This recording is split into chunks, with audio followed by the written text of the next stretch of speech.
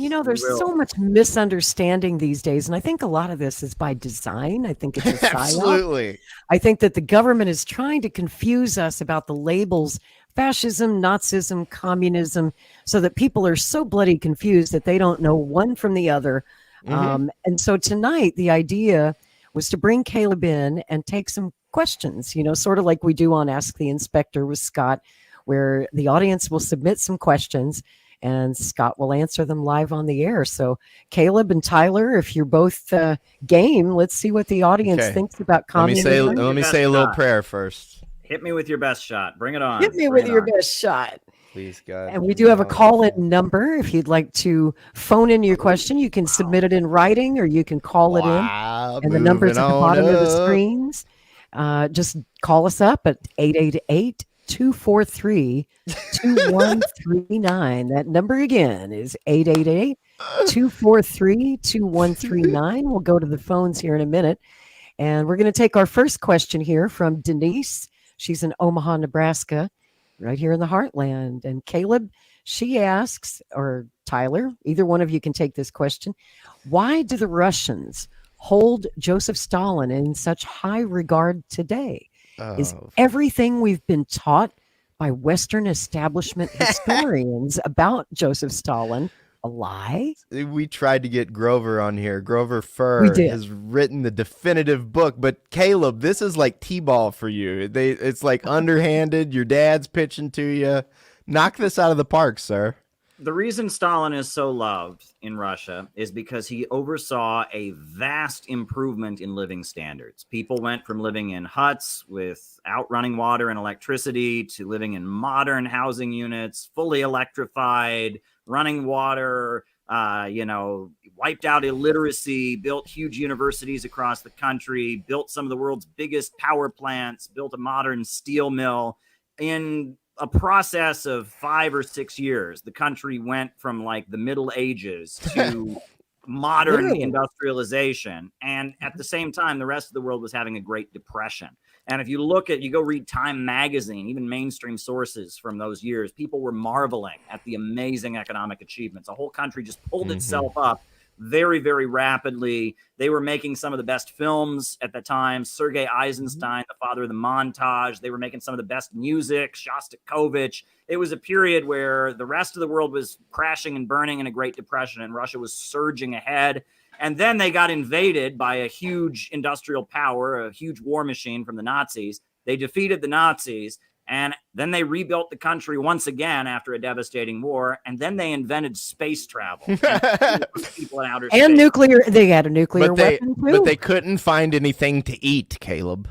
Starving to death, right? They had gulags full of innocent people. Right? Well, the life expectancy vastly improved, and there was malnutrition and famines all the time before the revolution, and they are the ones that cured the famines, right? They brought the tractors to the countryside. They built a modern farming agricultural system, and there was obviously, there was a bad episode of malnutrition, a famine in the early 1930s, but that was along the way to creating a modern agricultural system and curing Russia of the mass starvation that had gone on there for centuries. They built a modern country up from nothing, and they did it at a time the rest of the world was sanctioning them and cutting them off and trying to isolate them.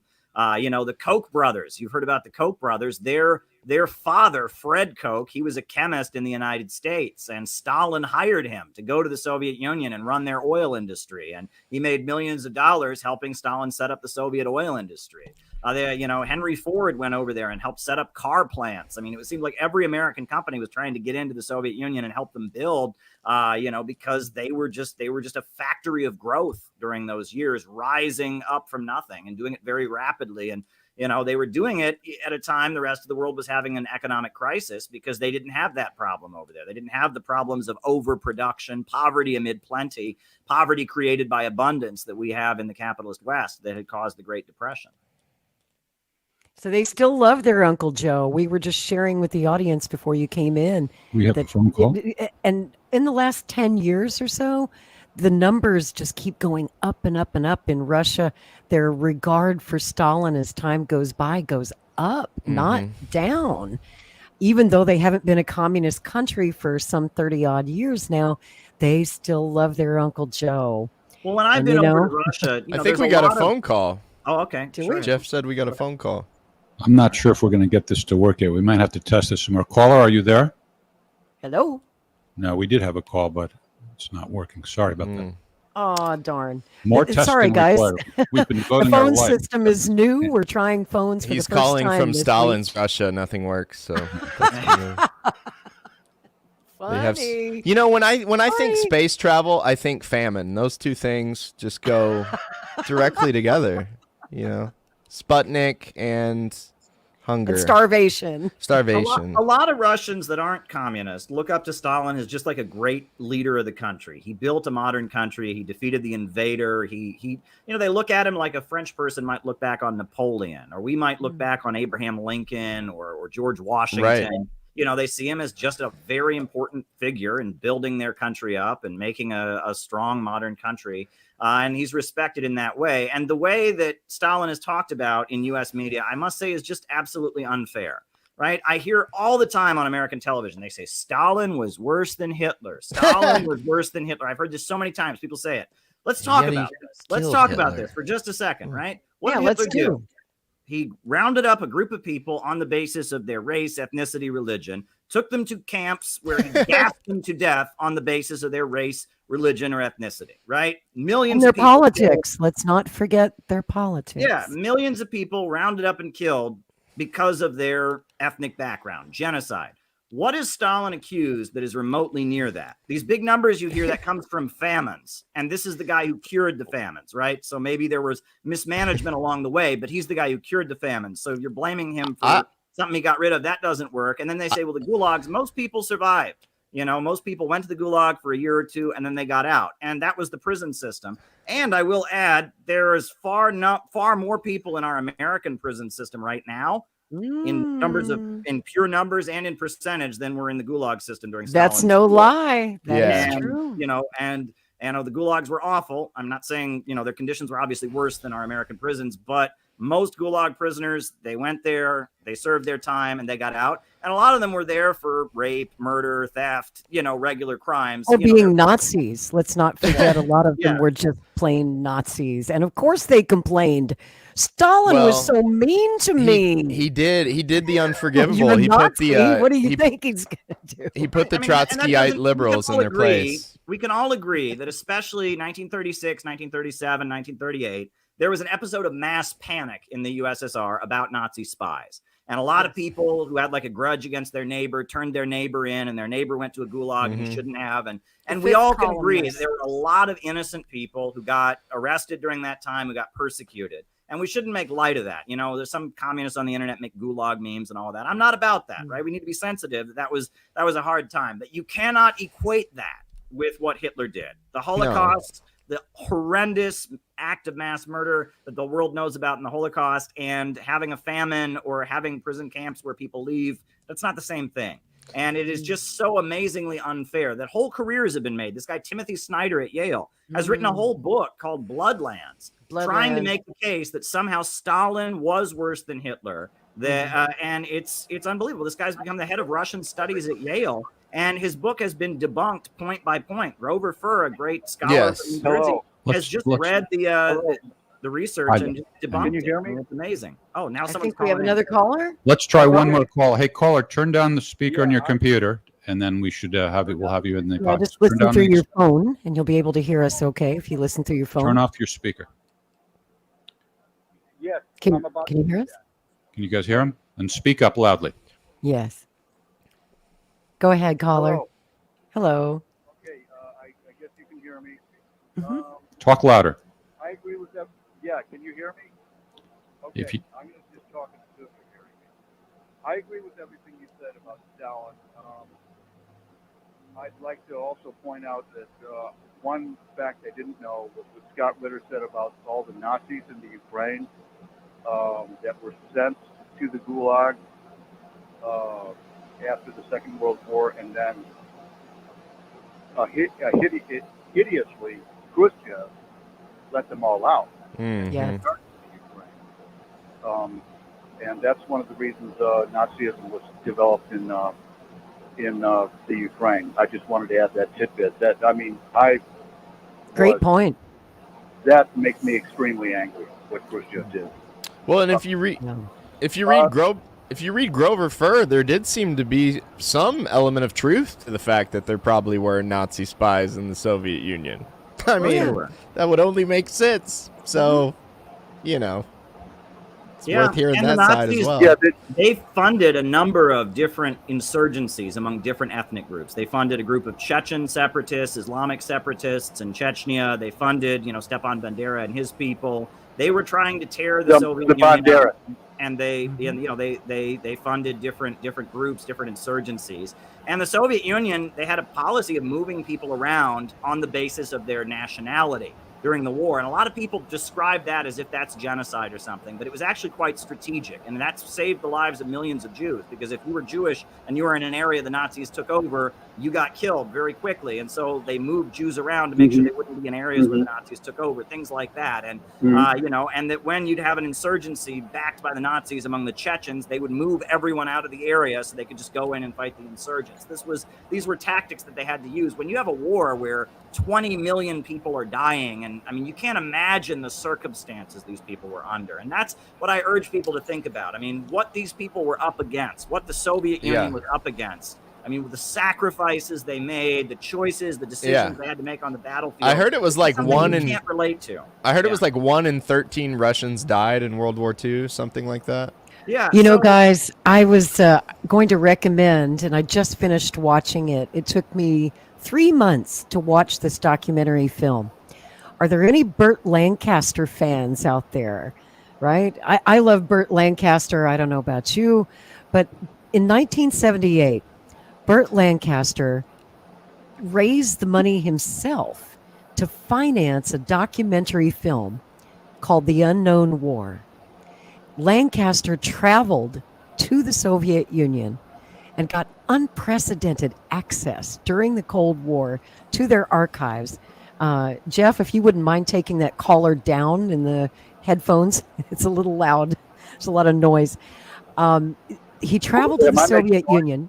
Oh, did you want to say something else, caller? Okay, thank you. I'll wait. I would like to. I have another question, but finish your thought about the land. Oh, I was just going to say, to those out there who don't quite understand what it was really like for the Soviets to have Russia and their countries invaded by the Nazis and the atrocities committed against so many innocent people, the reason why they fought, the reason why they won that war despite all odds, is all told in The Unknown War. And it's a 20-part documentary series.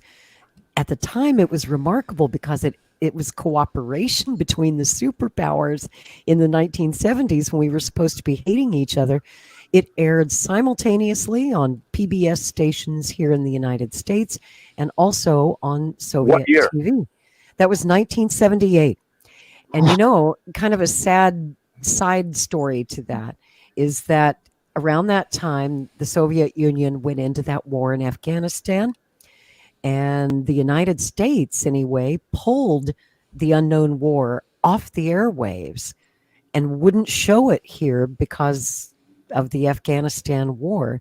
And so a lot of Americans never got a chance back then to see that film. And that film was a love letter from Burt Lancaster to all of the veterans of World War II, many of whom were getting pretty elderly by 1978, but they were still around. Our grandfathers, our great-great-grandfathers, that film meant the world to them. And again, it reminded us of our forever friendship with the Soviet Union. It's a very controversial film, but it's also the best film I think you could ever see about the unknown war between Nazi Germany and Russia. And I recommend everybody watch that. So, caller, go ahead and finish your thought. Sorry about the rant. Yeah, I'd like to see it. I mean, thank you for talking about that movie. I'm going to look for it on YouTube. That's so good. It's on YouTube, all of it. Michael, I'm going to try to I'm sorry. I'm going to try to segue to another question, because I'm scared. Really, I wish I lived in Russia right now. I mean, well, first of all, I want to say, I'm not going to get to the question yet. We've had years and years and years of lies about the Soviet Union and about China, and plowing all through it and getting to the truth is difficult. And so that's an important subject y'all are talking about. But at the same time, this country, the economy is getting worse. De-dollarization is bringing an end to the United States empire, and that's a good thing. But something else that it might result in is, personally, 2 or 3 years from now, I might be homeless because I was stupid with money for many years. So, combined with the economy going into the toilet, I mean, we have homeless shanty towns building up in San Francisco and other cities. So the big question that I think is what you people are saying about the Soviet Union and Russia is very, very interesting. But I don't see any force that can build a mass movement that can, have socialist revolution. The left is not good at that. What's your name, sir? That is my question. What is my name? What was the He's question? not naming names. What's your first name? My name is David. David. Well, I don't want to answer for Caleb. Caleb can answer this, but we're in the Center for Political Innovation. We're a small group as of right now, but those are our ambitions. We are a group of people that are trying to figure out how to reach the masses, not how to figure out how to win the Twitter war over what bathroom you can use. We're trying to figure out, it's the fourth point in our 4-point plan. You can read it on our website, cpiusa.org. Our 4th point is an economic bill of rights, because no matter how stupid you were with money, if the Rockefellers can own all the oil in the country, you should not go homeless, sir.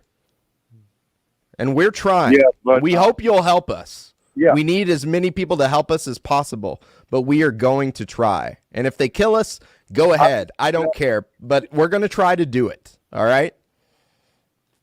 David, can I go ahead and answer you, David? Do you want me to give you a shot at an answer? Finish your thought.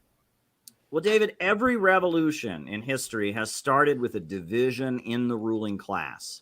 The rich people themselves start fighting with each other because society is unstable. And that creates an opening for the people to become politically involved and assert their needs.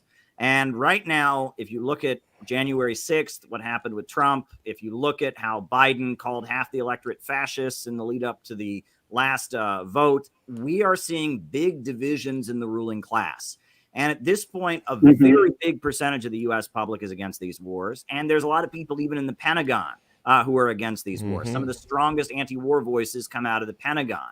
And that is what we at the Center for Political Innovation, we seek to fit ourselves into this crack, to see this as an opening to assert the people's agenda. There's a Trump podcast from Roger Stone. They had a guest on there who said that I'm a big influence on Tulsi Gabbard. Well, I've only met her one time in my life. I didn't realize that, but they're saying that for a reason. And, we're very carefully watched, I'm sure, by many different forces. But, hello to my handlers. Yeah, we're trying to insert ourselves into this serious political debate that's going on. And the fact that Tucker Carlson, has come out in support of the Uhuru movement, a group of black revolutionaries that have just been indicted, a group that we have worked with, and they're facing indictment. We're rallying and trying to stop the indictment. And now people as prominent as Tucker Carlson, right before he lost his show, did a segment on it.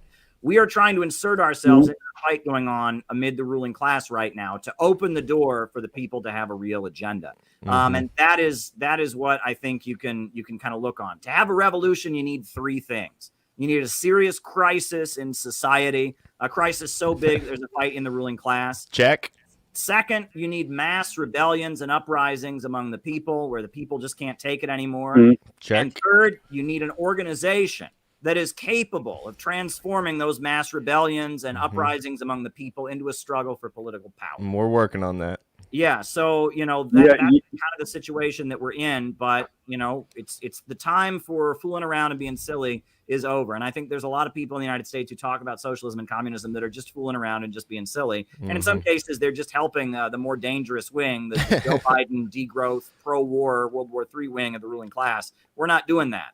We say out of the movement to the masses. We want to bring this message to average Americans. And we argue that when socialism comes to America, it's going to be a unique American form of socialism. It's going to be rooted in our own culture, our own traditions. It's going to address our own issues right here in this country. They call their system in China socialism with Chinese characteristics. When socialism comes here, it's going to be socialism with American characteristics. Amen. Okay. I want to make a quick comment and a quick question. Go ahead. If you could be brief. We do have other callers and other questions waiting. So. Yeah. You got a very, very, very difficult project ahead of you. Last quick question. What do you think of Robert F. Kennedy Jr.? Me personally, I like a lot of what he has to say. And I like that he's questioning the war parties and the neocon strategy. I like that he's standing up to the censorship in mainstream media. We don't endorse any candidate in CPI. We are seeking nonprofit status. We are an educational organization. But everything I've heard from him sounds good to me. I like what he has to say. Yep. And we can't be cynical. We got to try. Jesus knew the cross was coming. He still marched right towards it. And as long as Julian Assange is in prison, I'm in prison too. Quality assurance. So we got to try. Okay, we have another call. Go ahead, caller. Hello? Don't be shy. It's you. Hello. You're live. All right, we'll get rid of this person. They're not capable of handling the situation. Let's go to another pre-submitted question. All right. Sounds good. I'll just read this aloud, Caleb, for our audience that's listening in the podcast. I love this because it just says Tyler McConnell commie. So when I'm before the HUAC number 2, they can just and put I'm this Lori up on Spencer, the screen. not a commie. That's perfect. Yeah, I love it. That's great. This comes from Richard Fernando in Woodland, California. He asks, Mr. Maupin, how would a socialist country deal with automation taking away jobs? Yes. We've got answers to all these, Caleb. In Go a ahead, rational society, innovations in technology that are labor saving would be a great thing. Self-driving cars would be amazing in a socialist society. It would mean this job that people have to do, this chore, this labor people have to do called driving wouldn't be necessary. But it's only under capitalism that it's a problem. Under capitalism, your only ability to live is by renting yourself out to a boss. And if the boss is able to replace your labor with labor-saving technology, then you're out of a job. And that's a problem. But socialism, by having the banks and the factories and the industries and the centers of economic power rationally organized to serve public good, would create a situation where automation would not hold back human progress. It would not be a barrier. People wouldn't get poorer because of technological advances. Yes. It's one of the main problems that Marx pointed out under capitalism. The better they get at churning out products, the fewer workers they hire, the poorer everybody gets. Poverty is created by abundance under capitalism. And in a rationally planned economy, it's the opposite. Yes. I always think of at Walmart. I remember when they first put these self-checkouts in where I live. No one used them. And now everybody's in line, backed out to use the self-checkout. And I always say, if I'm talking about this in class or whatever, I say, what if instead of, it's so programmed into the American mindset that you remove a checkout person and you put in a robot. What if instead of the money from that robot going to the Walton family, to Alice so she can put another, picture down there in her museum, what if that money went to the other workers? What about that? Wouldn't that be nice? Then automation would be awesome. The more we automate, the more we get paid. But that's not who's in control of the means of production. The workers at Walmart don't own that machine. It's owned by the Walton family. It's privately owned. If it was owned by the workers of Walmart, or even better, collectively the whole population, automation would be awesome. And we could eventually, take what we need and use it and work for fun way down the line. What is it? To each according to his ability, to each according to his need. The non-communist remembered. Thank you.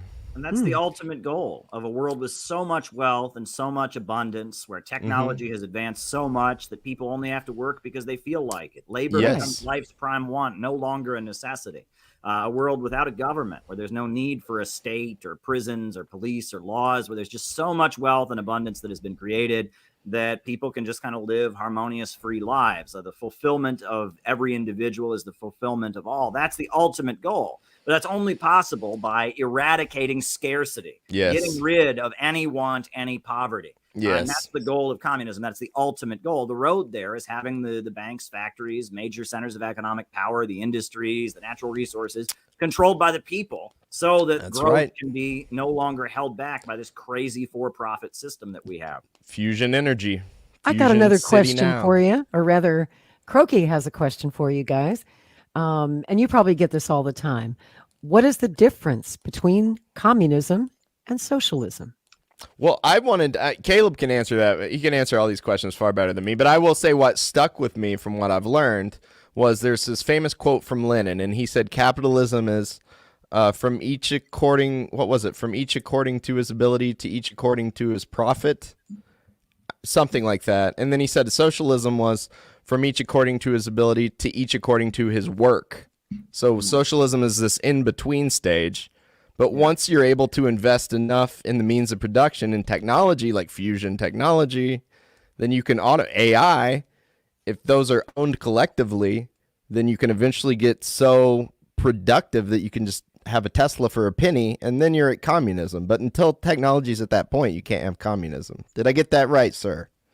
There's a famous writer named Sherwood Anderson, and he was asked, what's the difference between a socialist and a communist? He was kind of a Midwestern American writer. What's the difference between a socialist and a communist? He said, well, I don't know the technical difference, but it seems to me like the communists are the ones who mean it. Yes. And I love that quote. I love that quote. And I think Winesburg, Ohio. That kind of sums it up pretty well in terms of the political movements, right? But in terms of the system, socialism is what they have in China. It's what they have in Vietnam. It's what they've got in Venezuela and Nicaragua and Cuba and countries like that. It's where the economy is organized centrally by the state, by a popular revolutionary government, in order to make sure growth continues. That's socialism. Communism is the ultimate ideal. It's the higher stage. It's that world we described of vast abundance with no need for a government, no need for any coercion, where people can kind of just take what they need. It's the ultimate ideal, right? It's the ideal state, and it probably won't come for hundreds of years. But just like, we went from hunter-gatherer civilization to slavery to feudalism and now to capitalism, we're eventually going to get to socialism, and then ultimately we're going to get to communism. And the majority of our existence as a species, human beings, was communist, hunter-gatherer civilization. Before, about 10,000 years ago, until about 10,000 years ago, human beings had always shared everything and lived as hunter-gatherers in tribes and not had any classes or inequality among them. That was called primitive communism. And when we reach that ultimate goal of developed or industrial communism, that'll be on the basis, we'll just be returning to our original nature as human beings. Human beings don't want to have inequality among them. They don't want to fight each other. They don't want to suppress other people. These are things that happen when you have scarcity. That, oppression, social hierarchies, inequality, patriarchy, the oppression of women, racial discrimination, the need for a government, all of this is rooted in scarcity. When there's not enough to go around, some people have and some people don't. But when you get rid of that, all of these kind of injustices and horrors and these things can be rooted out.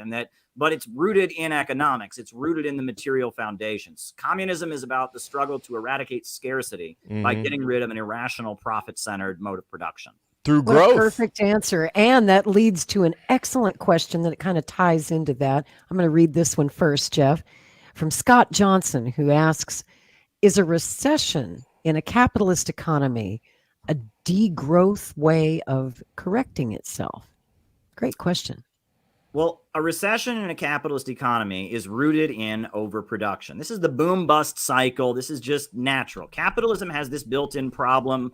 I always tell the coal miner's riddle. If people watch my streams, they'll have heard this a million times. But the story goes, there's a little boy who says to his father, "Father, why is it so cold?" And the father says, "Well, son, it's cold because we can't afford any coal to heat the stove." And the boy says, "Why can't we afford any coal?" He says, "Because I lost my job at the coal mine. I got laid off." And he says, "Father, why did you get laid off from your job at the coal mine?" He says, because there's too much coal, right? Under capitalism, as you churn out goods, as you produce wealth, the more wealth that is created, the poorer people get. The worker, the wages paid out to the worker to produce a product are never enough to purchase the product he creates. So you always have this problem of glut, and they call it, economists call it glut. And there's all kinds of crazy things that happen. Like the government buys pounds and pounds of cheese and buries it in a cave in Springfield, Missouri, just to keep the price of dairy high. Right. There's all kinds of things like this in the capitalist mode of production. They pay farmers not to grow food. I don't know. You know that a lot of farmers, they have empty land. They would make more money. And so the government gives them a check so they don't grow food. There's all kinds of examples of tricks they have to do to deal with this built-in problem. But in capitalism, when you have a huge technological leap, when technology takes a big leap, which is what has happened with the computer revolution, then you have a long-term economic crisis, because suddenly this problem that the worker can't buy back what he produces gets way expanded. And that's what caused the Great Depression in the 1930s. It was the assembly line and Henry Ford and all of that made it so suddenly there was, the worker couldn't buy back what he produced. You had a big glut, and now we're having a huge long-term crisis of overproduction. So the capitalists, their idea of how to solve it is they say, well, we just have to drive down living standards. They're thinking like Malthusians. They're saying, well, if the population just decreases, if everyone just has less, if we destroy a huge chunk of the economy, we make everyone way, way poorer, that'll correct things, then the economy will get going again. It's called degrowth, and it's fascism. This is what fascism was. This is how the Nazis corrected the economy. They created an underclass of slave laborers. They shamed women out of the workforce. They started military spending again, and that was how they got the Nazi economy going again. And that's what the capitalists tend to do during a capitalist crisis, is they say, okay, the only way we can solve this is we have to kind of organize the government to drastically drive people into poverty, bail out the system. That's fascism. But communism and socialism is the opposite. It's society saying, well, because the banks and the factories and the industries, because they're run for profit, it has this problem. Society as a whole, the people need to come together and take control of these things so we can just keep having growth. Because the problem is not growth. The problem is that under an irrational capitalist system where money and the drive to make profits is dictating what gets done, you're going to have all these crazy problems. And so we need society as a whole to take control of the economy, to take control of the means of production. Could I add one thing to that real quick? Sure. I like to trade stocks and crypto and whatnot, and so I study the chart for the last 100 years back to the Great Depression. And when I look at the Great Depression as a trader, I go, man, what a money-making opportunity. I could buy in 1920, go short in 1929, double, triple, quadruple my money, buy back in 1932, quadruple, 5x my money on the way. And that's what was happening right now. Like it's going to collapse. Bad things are going to happen. But if you're on Wall Street, you're rubbing your hands together. I'm going to short this market. And then once it's all down at the bottom again, I'm going to buy back in and I'm going to ride it all the way back up. A lot of people are going to lose their jobs. I'm going to make a lot of money in the casino. And I think in a certain way, if you look at interest rates, they do this on purpose. They raise them, it collapses, they buy back in at the bottom, they take a bunch of people out of their house. Obama helped with that. It goes back up, they raise them again, it collapses. You get to ride the roller coaster. But if you look at, it's fine to do that with Nike shoes. You want to move to Hong Kong and do it with Nike shoes, that's fine. But you shouldn't do it with oil, you shouldn't do it with homes, you shouldn't do it with food, you shouldn't do it with medicine, you shouldn't do it with things people need to live. Okay. It's hard for me to argue with that. I'm a free market libertarian, but I can't really argue with you guys when you talk about nationalizing the essential industries. Nationalizing our natural resources actually is one of those things I'm willing to meet you halfway on. And that's the point of Strange Bedfellows, is we're trying to find points of agreement with people that we would otherwise disagree with. We'll take it. That's a great starting point. But if you want to know how the economy really works and how our ultra-wealthy ruling class think, like George Soros, learn how to trade the stock market. You'll feel it. You'll feel where the money's going. We have a great question here from Jackie Chevalier. I'm sorry, I just butchered your name. From Argentina. Jackie says, it is a commonly held belief that communism and totalitarianism come together, and perhaps there's some historic truth to it. I had a heated argument with family members some years back. I argued those were two different things, but I lost the argument. Help? Well, I've got a couple responses to that. The first thing is that, in the 20th century, many countries had communist revolutions, and these countries were impoverished countries. They were attacked from the very moment in, the Soviet Union. 15 countries invaded them right after the Russian Revolution. China, was barricaded and locked out of the global economy. The USA was funding terrorists in Tibet, and then the Korean War right on their border. And that these countries were under attack. They were deeply impoverished. And in order to survive and just not be crushed, they had to develop a highly militarized and authoritarian model. That's not what they wanted. They wanted to be more open. They wanted to be more free societies, but the capitalists of the world wouldn't allow it. And that under those circumstances, that's what you got. And you'll notice that as China has become more prosperous and as, it's gotten, better relations with countries around the world and more trade, it's become a more open society. There's a lot more freedom of speech in China today than there was back during the Mao era. There's a lot more religious freedom than there used to be. That the road to opening up a society is stability and economic development. But I also want to add that, in some cases, it's just blatantly frustrating. I've been to Venezuela. Yeah. I hear on American TV, Venezuela is a brutal dictatorship. It's a brutal dictatorship. In Venezuela, they bend over backwards to accommodate the people that are against the government there. They have ads on television. In Venezuela, they set up special voting booths in the prisons to make sure that prisoners can vote. Did you know this? In Venezuela, they showed us that if you're held in jail awaiting trial, you haven't been convicted, you are entitled to vote. So they have voting booths in the jails just to make sure that people who've been arrested and are awaiting trial can vote. Okay. Well, luckily that worked with the American media, Caleb, and they really respect Venezuela for all that hard work that they do. Yeah, and it's amazing to me. I saw opposition demonstrations. I saw ads for the opposition on television. In fact, the majority of the TV networks in Venezuela are against the government. There's a few government networks that are pro-communist, but the majority of the channels on the TV are against the Venezuelan government.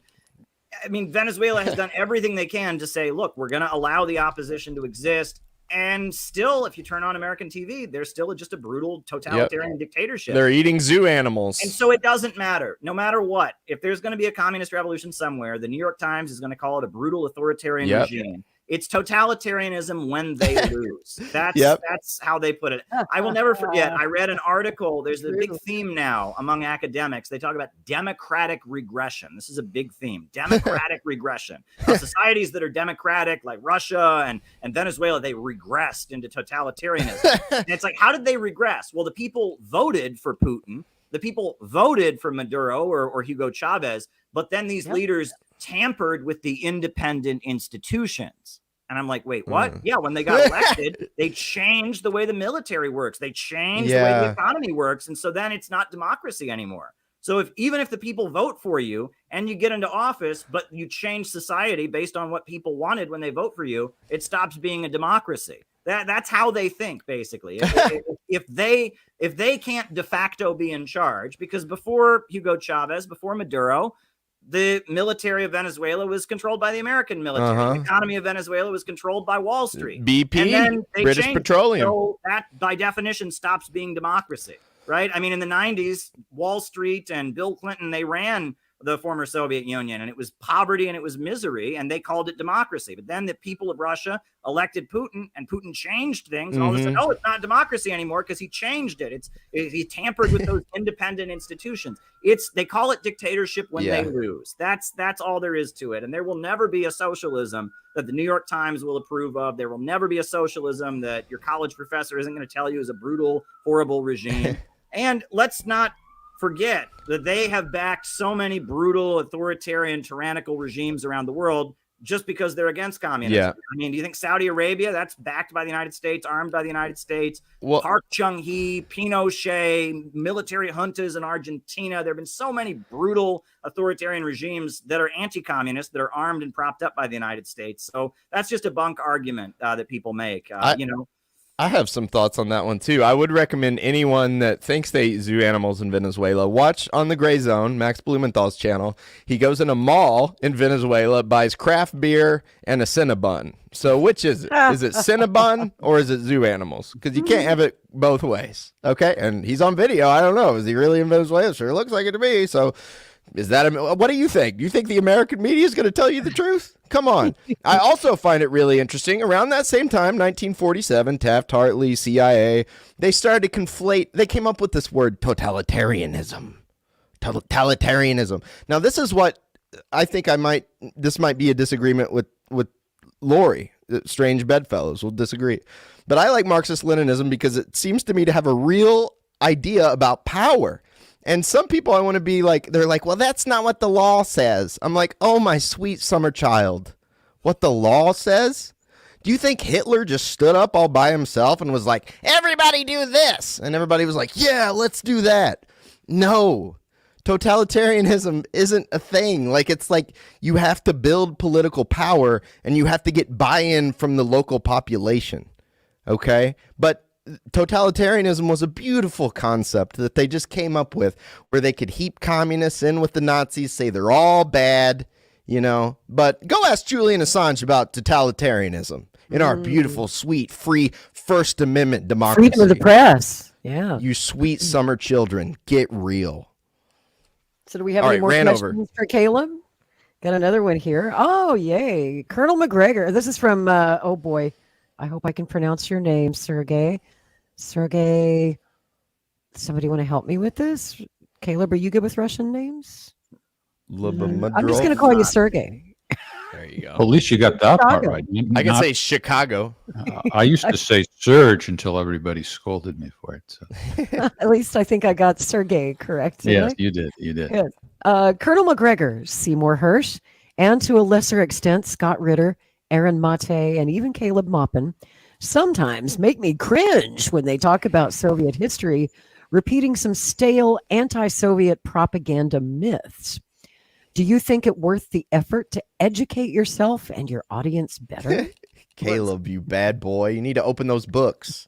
Well, you know, it's interesting because it's like usually I'm accused of being a Stalin apologist. You know, so I mean, this guy thinks I'm not. I think it's important that we acknowledge that bad things happen. You know what I mean? I think we can acknowledge there were a lot of people in gulags who didn't belong. You were in the Workers' World Party, Caleb. Yeah, you Trotskyism.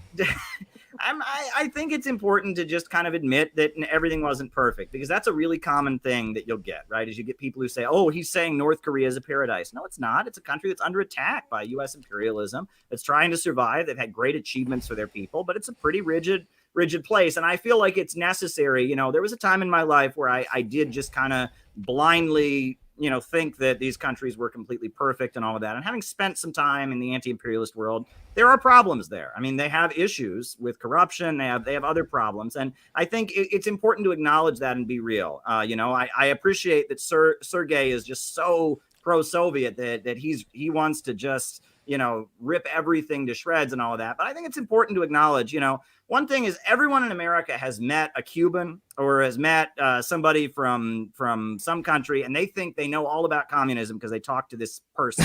Right? You know what I'm saying? My whole life, people have said to me, Caleb, you know, haven't you ever met anyone who lived under communism? I mean, I read Animal Farm, Caleb. Haven't you ever met anyone who lived under there communism? There was a pig that was mean. And I say to them, poll after poll after poll shows that people say life was better in the former Soviet Union. And so actually all the people who lived under it say life was better. You know, I tell people that talking to these exiles, talking to Miami Cubans about the history of communism or Fidel Castro, that'd be like the equivalent of like learning about the American Civil War by talking to Robert E. Lee from Gone with the Wind. You know, I do declare those Yankees came down there and they took my slaves. It was awful. You know what I mean? And she's not lying. That's how she sees it. But that's one perspective. You know, wars tend to have two sides. War is an ugly thing. Atrocities are usually committed on both sides of wars. And that's not to say that, you know, somebody who flees from Cuba, their family didn't experience some harsh treatment. But the reality is the Cuban Revolution has vastly improved living conditions for the Cuban people. They're way better off than they were before. And they're way better off than most people throughout South and Central America are. So, you know, is it possible that the Cuban government committed some atrocities, violated some people's rights? Absolutely. And I don't feel threatened by acknowledging that. And I feel like we're stronger if we can acknowledge that. If we want to, if we pretend these things didn't happen, we kind of lose credibility with some people, you know, and you always want to, you know, the CIA put out an anti-communist book in the 1950s. It was called The God That Failed. And it was all about, you know, people that, you know, they went to the Soviet Union. It wasn't the paradise they thought it was. It had problems. And so they turned against communism because it was phony. Well, communism's it's not God. It's not claiming to be the doctrine of pure salvation. It is a method of understanding the world. It's a science of dialectics. And it's going to have problems. And the Soviet Union fell. There were things that couldn't be corrected that led to its downfall. And I don't see a problem acknowledging that and being scientific while we point out socialism is the future. It is the way to go forward. And defending these countries that have been under attack and had amazing achievements for their people. I mean, massive achievements. No other organization in history has raised as many people out of poverty as the Chinese Communist Party has. We need to acknowledge that. And I have a quick question for you, Caleb. I'm going to ask one myself. Why not? I feel like I should be paying you a super chat to ask you this, but do you think that that China got communism right and that the Soviet Union ultimately got it wrong? It's a great question, Lori. I don't see it that way because I think it's a process, right? And that socialism in any country is going to constantly be evolving and adjusting and changing, right? And that, what role is the market going to play at one point? What role are state industries going to play at another point? What role are independent cooperative enterprises, collective farms going to play? This is something that socialist governments have to figure out in the process of raising their people up. The Soviet Union was unable to change. That's what happened, is that in the course of so many invasions and attacks and so much of an onslaught and World War II and everything they went through, they developed a very rigid bureaucratic system. And in the 80s, it was very clear they needed to change. They needed to adjust in order to be productive again, in order to not have the problems they had. And they tried to adjust, and the whole thing came apart because it couldn't bend, so it broke. Whereas in China, they had developed mechanisms for constantly evolving and adjusting, and they could change their socialism in the 70s and 80s. They changed it in the 90s. Xi Jinping is changing it probably in a more traditional communist way. He's moving them back to a more state centrally planned a way of things. It's constantly evolving and changing. And that's the important thing to recognize. And that I will say that what Deng Xiaoping pointed out when he came to power in 1978 with the reform and opening up, he made a really important point that got kind of lost during the Cold War, which is you can't have equality in poverty. If people are deeply poor, that's right. If everyone's equally poor, you're going to have problems, right? That the only way to eradicate inequality is to raise people up, and that kind of lost. The communist countries were surrounded and attacked, and Che Guevara in Cuba with his new socialist man, and the Cultural Revolution in China with the Gang of Four, and Pol Pot in Cambodia. They had it in their mind, we can create total equality by just willing it on people, by forcing it on people. No, you can't. Equality is rooted in abundance. Inequality is rooted in scarcity, and that's materialism. That's the Marxist materialist philosophy. And that you can't just change society by your feelings and your emotions. And I think in our revolutionary fervor during the Cold War, and as a result of being surrounded, a lot of communist governments lost that understanding. Yep. We need economic growth to be free. Hey, Lori, before, can I get one quick question in? Yeah, go for it. First of all, Caleb, I wanted to say, frankly, my dear Caleb, I don't give a damn. It's my grapes of wrath. But here's my real question for you. So I know most of these communists, but there's one on here I don't know at the end, and I want to see if you can tell me who it is. So, what the hell? Who's that? Who's that last one, Caleb? I don't know. Can you tell me, baby, one more time? Oh! Oops, I did it again. One more time. All right. Oh, baby, Very good. baby, how was I supposed to know? What is she doing there, for crying out loud? I just always thought this was funny. There's another one, an election map with Brittany, and it's got every state pink.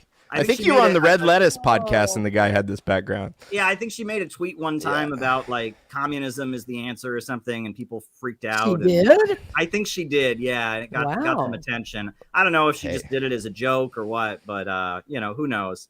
Who knows? Elon Musk's wife was wearing the. She was reading the manifesto once, so I can't remember her name. Grimes. There you go. Yeah, well, there's hope in the celebrities. She was caught up in like a conservatorship where her very conservative father kind of had control over all of her financial assets. So some people think she may have made her tweet about communism just to get under his skin, kind of. Oh, well, I don't know. Maybe Brittany could. Because her father was the totalitarian. Yeah, I guess maybe. I mean, who knows? Who knows? The Chinese could bring Britney Spears in, and Zelensky and Putin could shake hands. I'll tell you, the little town I grew up in, one of the towns right next to it, one of the NSYNC guys graduated from high school there. Who was it? I forget which one. It was one of the older ones. It wasn't Justin Timberlake, but I remember he went to a restaurant in that town one time, and everyone in my town talked about that for 2 years straight. Hey, did you hear that the NSYNC guy came to the restaurant? Oh my God. It was no one talked about anything but that for 2 years straight. It was This wild. is for the strange Bedfellows lore. Hopefully this will disappear in episode 2, but when I was in 5th grade, I used to listen to the NSYNC cassette before I went to sleep. So well, I can top that. I'm so old. You want to know how old I am? Quit playing games This is with how my old I am. heart. That's the Backstreet Boys. I went to high school with Color Me Bad. Okay. You got to be pretty old to even remember Color Me Bad. I don't know that. They were my high school Was that like classmates. New Kids on the Block or before that? Long before those boys were Okay. even born. Okay. Well, we When got I K-pop About now, so. the When I Color think Me Bad, about- they were the OG boy band. When I think about the ideal goal of communism, I think I want it that way. That's what I think. And, it's larger than life. Anyway, Amen. we're making I know. 90s, late Anyway, 90s music whatever. jokes. But there we go. There we go. Oh God! So last call for questions before we wrap up? Do we have any more audience questions about communism? Oh, that's pretty much it. This was Is that great. it? All Yeah. right. Glad you liked it, Jeff. Jeff, God? It's a good idea. Of course it's a good idea. Indeed. I love it. Caleb, thank you so much. And before Thank you, we let buddy. you go, would you kindly tell people where they can find you and where they can support you and where they can get your new book? Oh, well, my new book is available wherever books are sold. It's called Where is America Going? Marxism, MAGA, and the Coming Revolution. And I'm a member of the Center for Political Innovation. You can see it below, cpiusa.org. And I have a YouTube channel, Caleb Maupin. That's just me, my name, CALEBMAUPIN, Caleb Maupin. I'm on YouTube. I stream as much as I can almost every night. I'm on there streaming and answering people's super chat questions and telling people about different historical world events and providing my analysis of the news. So yeah, come check us out. We're doing great stuff. And Yes, you are. yeah, there we go. Yeah. Thanks for having me on. This is a great podcast. Strange Bedfellows. I love it. Thanks, buddy. Great formula. It always good describes to our see you. friendship, I think, very well because you guys have Yeah. been great friends to me and you've opened my eyes to a lot of things. And I think that works both ways. I think, Caleb, you used to be very hostile to libertarians, as I recall. And just a couple of nights ago, I heard you give a very interesting talk about how you've evolved on libertarianism and you understand where we're coming from a lot more than you used to. So it's all just I don't know if before it's all over, you're going to turn me into a communist or if I'm going to turn you into a libertarian, or maybe we'll just kind of agree to disagree on some economic things, but we agree on most things, the big Some stuff. people say Ron Paul Maoism is the Ron future, Paul Maoism. right? Libertarian Stalinism will triumph. It's a thing. That's the meme. So people say it's funny. People say I argue like a libertarian because I talk about like economic data, and I people say I sound like a libertarian. I've gotten that for years. Sometimes you do. which surprises me. But there you go. There you go.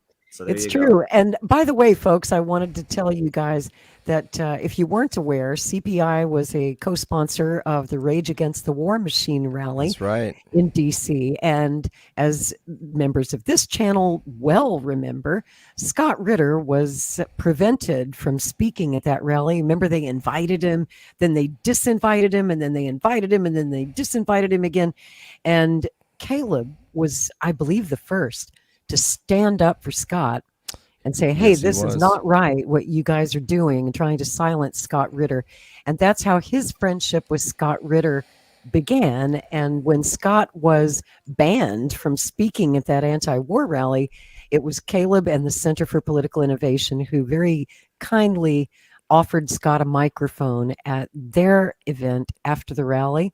And Scott spoke to a packed room of communists who thought he was the greatest thing ever. They fell in love with Scott Ritter, and he's a hero within communist circles. Many communists really admire him. And now it seems that the feeling is mutual because Scott has taken quite a liking to Caleb and to Tyler. And how could you not like these guys, right? They're great guys. Well, we love Scott. He's an American do. hero. We absolutely love Scott for the great work that he's done. And we had our after party after the Rage Against the War Machine rally, and it was packed. It was packed. And that room went wild when Scott came up to the podium. That was, it was beautiful. A great moment. That was a I great love moment. that. And then you invited him back a month later to speak at your Summit Against Hypocrisy in Washington, D.C. Scott very generously said yes. And he came and he gave an amazing speech. I hope you guys will watch it. It's on, I think it's on CPI's YouTube channel. You can watch Scott's full speech there at the CPI conference. And I understand, Caleb, that you guys have just made a documentary film about the Summit Against Hypocrisy. Scott's going to be in that film. And doesn't that premiere like tomorrow? Tomorrow at 1 p.m. Eastern, it airs on the CPI YouTube channel. So you can watch it. It's called Summit Against Hypocrisy. Peter Coffin, he directed and edited the film together. It's a really well-made film. I'm in it too. Yes, I'm excited. Yes, you are. A lot of people are in it. It's a really great piece. It's almost an hour. And it just you'll see the behind the scenes, how we put the conference on. You'll get to see Scott. You'll get to see Garland Nixon. You'll get to see all kinds of people. And I hope people will enjoy and check out that film. Oh, I can't wait. I'm really excited about that. I know Scott will be too. I don't know. He'll tune in and catch it whenever he can, whenever time allows him to over in Russia. But I'll be watching the premiere tomorrow. I hope you guys will too. You can learn a lot more about what CPI is doing and how they're trying to make America and the world a better and more peaceful place and a more fair and just place for the regular folks, the working class folks like you and me. So I want to thank you guys again. Thank you so much, Caleb. Always a pleasure speaking with you, brother. And thank you guys for watching tonight with an open mind. I hope that maybe you learned something new. Maybe thank you all. God bless you all. Maybe you red pilled you a little bit. The real red pill. A real red pill. And thanks once again for watching Strange Bedfellows. We'll see you back here next Friday night at 8 o'clock Eastern. Good night, everybody. Farewell, everybody.